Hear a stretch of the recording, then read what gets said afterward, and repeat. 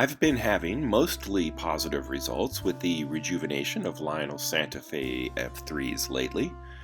2 early models from the 1950s and one from the MPC era turned out pretty good. My confidence level was pretty high, and I had one other Santa Fe shell left. This one was actually started years ago, and I had made the mistake of starting with the silver paint first. It didn't go well, because as it turns out, silver paint doesn't like to have masking tape applied over it. Even with a clear coat, much of the metallic flake peeled away when I removed the tape. If I had known then what I know now, this could have been an easy and beautiful restoration. So, in addition to removing the nose decal and preparing the rest of the shell for fresh stripes and a new nose color, I had to fix some of my own earlier mistakes. Now don't get me wrong, I enjoy the challenge of repairing worn paint or cracks, but I absolutely hate it when I have to repair or redo my own work. It usually means that I have to confront one or more of my own character flaws, which in this case would be both impatience and overconfidence. Instead of the traditional red, I thought I'd give blue a try. Lionel had done it with one of their alcoves, and I'd had pretty good luck using the same color in creating a few locomotives for Chicago's Metra system. So why not a blue-nosed F-3?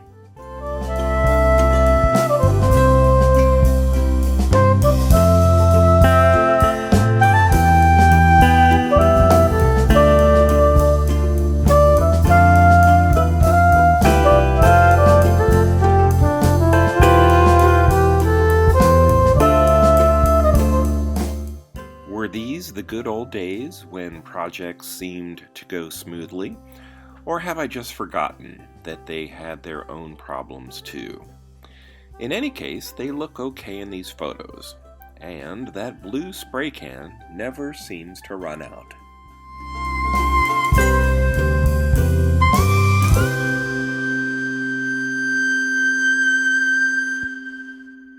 Well, my luck ran out, that's for sure. I sprayed the paint on too heavily and also didn't wait long enough between coats. And this is the result. And this, I guess, is the solution. Stripping off the old paint and starting over. Hours and hours of prep and paint work, scrubbed and then flushed right down the drain, or in my case, the driveway.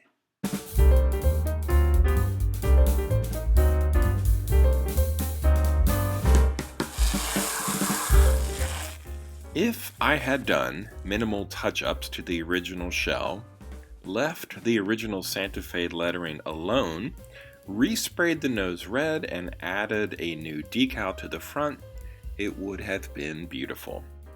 But now I get to start over, and I'm not going to attempt to recreate the Warbonnet paint scheme.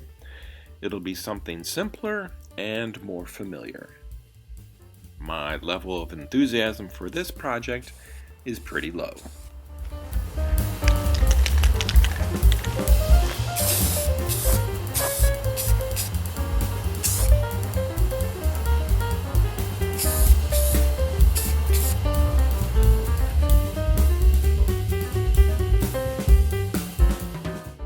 By now, you may have guessed that this is going to become a locomotive for Amtrak. This shell is older and has a few differences from the actual Amtrak F-3 that Lionel made in the 1970s, and my use of red will also be a little different from that factory model.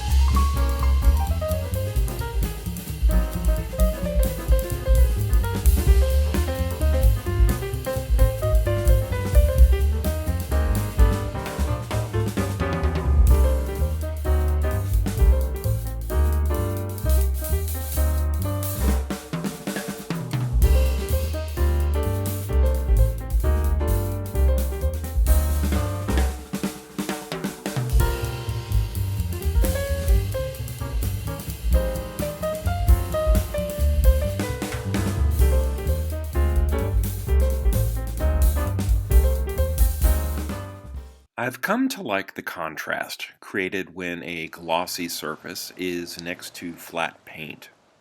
I first noticed it on a Santa Fe F-3 when the red nose was shiny and the silver body was just a little bit dull.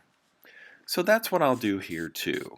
And with the addition of the flat black roof, I think the glossy red on both ends will stand out nicely.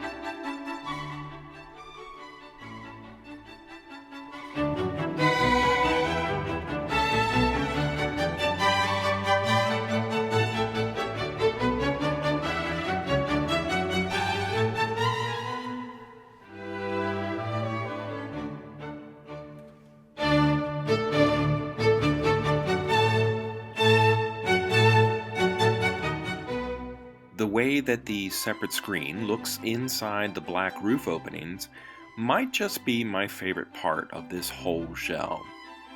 For some reason, I like it. It just looks so fresh and clean.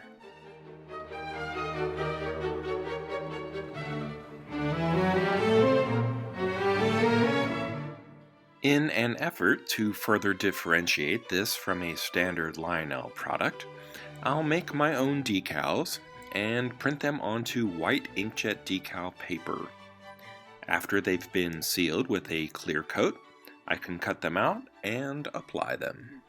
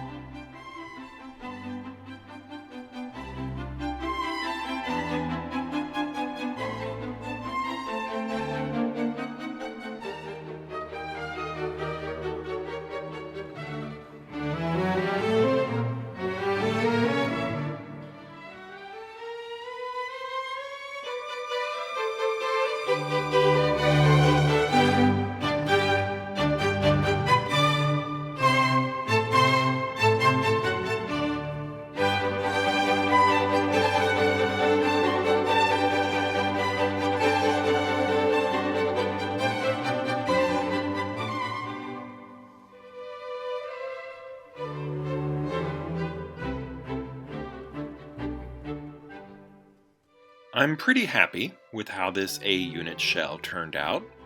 I was hoping that it would go well with a B unit that I tried to restore earlier, but that went horribly wrong, so we won't talk about that anymore. But there is an earlier project that I would call successful. I repainted a Matchbox Speed Kings Citroën and created bicentennial decals for that model also. So now the Amtrak F-3 shell has a companion piece after all.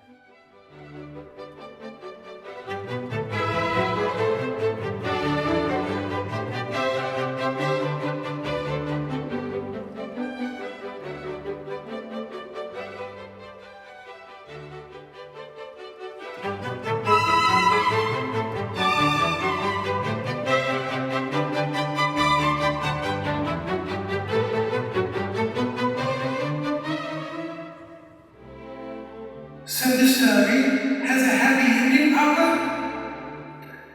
Yes, my child, I suppose it